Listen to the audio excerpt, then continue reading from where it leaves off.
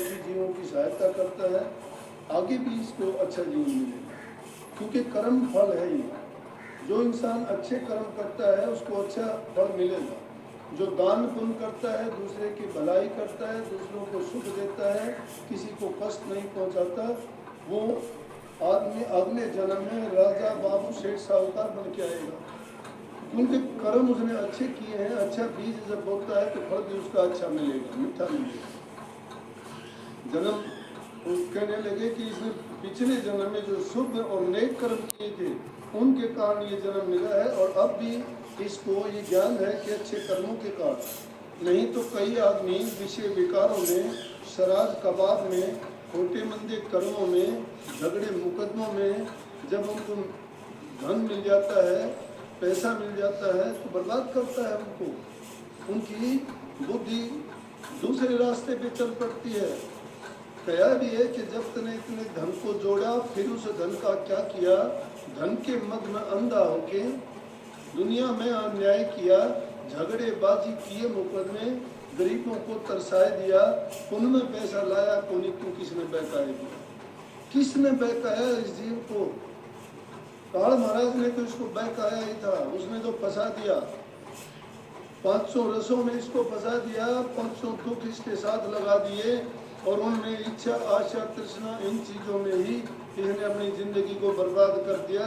कभी इसने एक मिनट के लिए भी नहीं सोचा कि मैं अपने जीव के लिए भी कोई कार्य करूं, अपनी रूह के लिए भी कोई ऐसा काम करते जाऊं कि जिससे मुझे बार बार संसार में ना आना।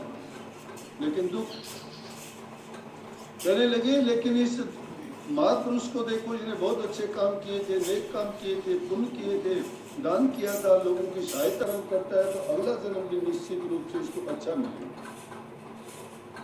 राजा संतुष्ट हुआ, कहने लगे कि बहुत अच्छी बात मैं समझा। बोला दूसरा सवाल आपका था कि 3 जन्म का दुखी कौन है?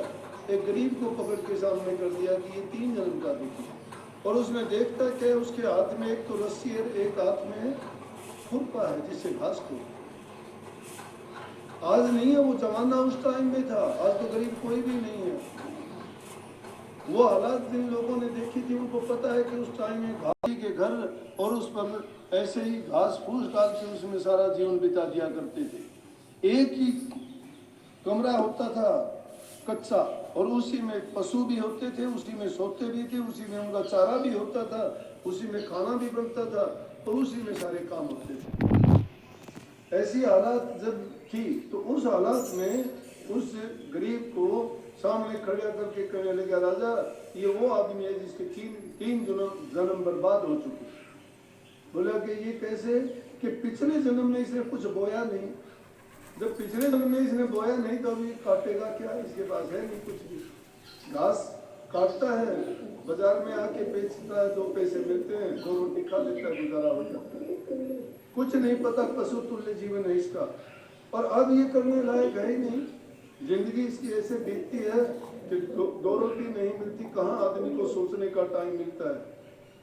आदमी के पास सब चीजों से जब संपन्न होता है तो उसको कुछ न कुछ टाइम प्रभु भक्ति के लिए, नाम के लिए, सुमन के लिए, चिंतन के लिए, भजन के लिए कभी तो सोचना चाहिए। वो अभागे हम लोग हैं, बुरा ना मानना, हम हैं ऐसे। हमें सब चीज मिली है, परमात्मा ने सब चीज बख्शी, कभी याद नहीं करते। और संसारी पदार्थों की रात दिन चिंतन, जो भी 2 आदमी मिलते हैं वहां भी कार व्यापार, पैसे, घर परिवार, संतान, सुख वैभव, इनकी बातें करते हो, कोठी बंगले महल मकानों की बात करते हो। कभी भी ये नहीं करते कि कभी आप सुमन भजन, कभी ध्यान में बैठते हो, कभी नाम जपते हो, कभी सत्संग में गए हो, क्या कभी आपने कोई परोपकार भलाई का काम किया? कभी सोचते भी नहीं। अरे जब हम कुछ बोलते ही नहीं है तो काटेंगे क्या? ये जीवन है हमारा। कहने लगे देखो इसका अगला जीवन खराब है, अभी से देखा जा सकता है। ये त्रिकाल है, 3 समय अभी देख सकते हो, भूत भी, भविष्य भी, वर्तमान भी। संत तीनों काल दिखाते हैं जीव को। जो आंखें बंद करके बैठ जाए, नहीं देखना चाहता तो उसको तो आंख तो दे नहीं सकते, लेकिन उनको ज्ञान चक्षु देते हैं। लेकिन उनको भी अगर बंद कर ले वो और उनको अंदर नहीं जाने देगा उस ज्ञान का प्रकाश अपने मन में नहीं होने देगा तो अंधेरे में जिंदगी बिता दो, पाप करोगे में अपना जीवन बर्बाद कर दो। राजा कहने लगा इससे भी मैं संतुष्ट हुआ कि ठीक बात है कि पीछे कुछ करके नहीं आया, अब करने के लिए इसके पास कुछ है नहीं, तो अगला भी खराब हो गया। ये तो एक जमींदार ने भी कह दी थी। एक जमींदार आदमी था, एक महात्माओं का काम है, जब भी दुखी जीवों को देखते हैं वो चाहते हैं कि हर जीव सुखी हो जाए। तो सुखी होने का तरीका महात्मा के पास क्या खजाना है, उनके पास अकूत खजाना, लेकिन वो खजाना नोटों वाला नहीं है। दुनियादारी के लोग आपको भी ऐसे समझते हैं, वो पूछते भी हैं कईयों से कि तुम राजा स्वामी हो गए, तुम्हारे पास पैसे कहाँ से आ गए, बाबा पैसे देता है क्या तुम्हें? अरे बाबा सब कुछ देता है, बाबा से लेते तो नहीं। अपने सिल्लीगुड़ी में बहुत सत्संगी हैं और वहाँ एक गोल्डन प्लाजा नाम की बिल्डिंग बनी, उसमें बहुत से शोरूम खोले। हमारे सब सत्संगियों के सब लोग आए, सब कहने लगे कि तुम अच्छे राधा स्वामी बने, पूरी मार्केट कोई खरीद लिया, तुम्हारे पास इतना पैसा आता कहाँ से है? कहने का मतलब वो लोग नहीं समझते।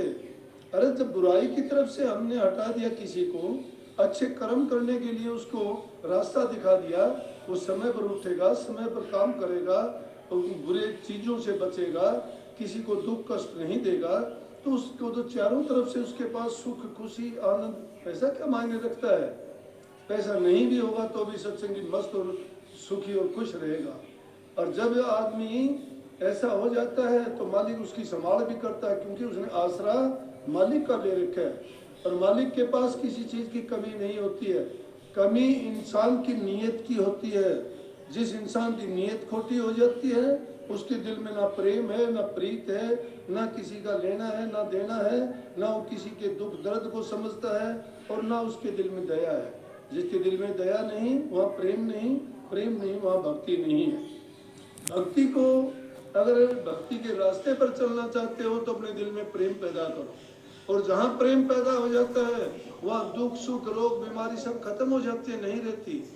लेकिन ये चालाकी का रास्ता नहीं है। प्रेम मीराबाई ने किया था और सीधा कहा हेरी में तो प्रेम दीवानी, मेरा दर्द ना जाने। कोई दर्द तो है लेकिन वो दर्द कौन सा है उसको तो नहीं समझते, लेकिन दीवानी किस चीज है? प्रेम की। इसीलिए जो प्रेमा भक्ति को पाने के लिए हमें संतों के बताए मार्ग पर चलना चाहिए। जब वो प्रेम पैदा होगा अपने आप में हमारे दुष्कर्म पाप कर्म उसमें दग्ध हो जाएंगे, उस प्रेम की भट्टी में सब जल जाएंगे। प्रेम वो अग्नि है जो सब चीजों को जला के स्वाह कर देती है, लेकिन नाम उसका प्रेम है, अग्नि नहीं है। अग्नि जलाती है विनाश करती है, लेकिन प्रेम जो जलाता है उसमें खुशी हर्ष उल्लास और रोग को दूर करते हैं। तुम नहीं समझते, वो तो जन्म जन्म के जो रोग हैं उनको दूर कर देते हैं। उनके पास तो नाम की दवाई है। नाम की दवाई पाप कर्मों को काट के आदमी के जन्म जन्मांतर के जो पाप हैं, जो कर्म का बोझ है उसको उतार के फेंक देते हैं और आगे के लिए ऐसा नुक्ता बता देते हैं जिससे पाप कर्म बढ़ते भी नहीं है। बढ़ते कब है पाप कर्म? जब इंसान मन में बुरी भावना रख के कोई पाप कर्म करता है। लेकिन जिसके दिल में कोई पाप ही नहीं है तो उसका पाप कर्म बनेगा कैसे? बात उससे दूसरे सवाल की थी तो राजा उससे भी संतुष्ट हुआ, कहने लगा दूसरे सवाल का भी जवाब हो गया। अब ये बताओ कि इस जन्म में सुखी है लेकिन आगे का जन्म उसका बहुत बर्बाद और खराब हो। उन्होंने वैश्या को खड़ा कर दिया कि अब देखो ये बहुत बड़ी वैश्या है, इसको लोग पालकियों में लेके जाते हैं, मुजरा करती है पूरी रात, पैसों के अंबार लग जाते हैं जब ये नाचती और गाती है। कोई कमी नहीं है धन की, अच्छा ओढ़ती है, अच्छा पहनती है, ऐसा बहुत सुखी है, लेकिन कर्म जो गंदा करती है उसका परिणाम बहुत बुरा होगा, आगे का जन्म इसका बर्बाद है। कहने लगा कि पीछे जन्म में काम तो ऐसे इन्हें अच्छे किए थे, लेकिन अच्छे कर्म के पीछे दुष्भावना करती है काम। जो बुरी भावना इसके दिल में थी उसके कारण इसको ऐसी जगह में आना पड़ा, और अब देखो आगे का जन्म इसने कैसा बिगाड़ लिया। राजा कहने लगा कि इससे भी मैं संतुष्ट हूँ। चौथा जो सवाल था, बोले कि चौथा वो बताओ। वो महात्मा एक फटे हाल, एक लंगोटी, हाथ में एक कमंडल है, एक हाथ में माथे पे तिलक है, एक अंगूछा कंधे पे और कुछ मस्त फकीर है। कहने लगे कि ये देखो, ना कुछ पाने की चिंता है इसको, ना कुछ पाने की इच्छा है, ना कुछ खोने की चिंता। बोला कि पिछले जन्म में अपनी करनी करते करते भी इसको ये जन्म ऐसा मिला कि ये उस टाइम में अपने पूरे कर्मों को नहीं काट पाने के कारण फिर भी महात्मा का संग मिला है इसको, अच्छे आदमियों की संगति और